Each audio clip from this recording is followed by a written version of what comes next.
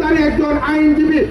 একই সাথে আমরা আরো দেখেছি এই খুনি স্বরাষ্ট্র মন্ত্রণালয়ের অধীনে বিভিন্ন ধরনের প্রমোশনাল কন্টেন্টে সে কাজ করেছে।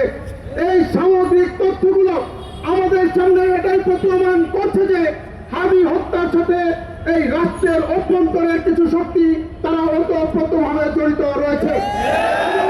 সরকারের এই নিশ্চুপ এবং নিশ্চলতা প্রমাণ করে কোন একটি বৃহৎ শক্তি হাদি হত্যার বিচারে বাধা হয়ে দাঁড়িয়েছে।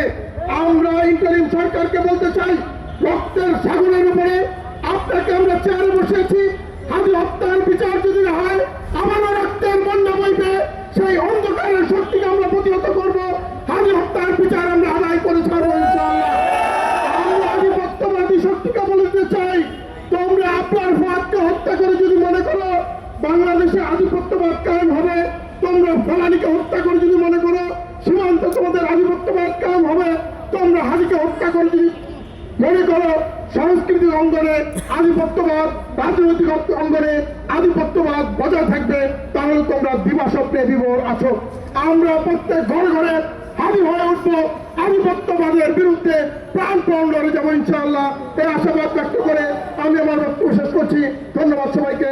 আসসালাম।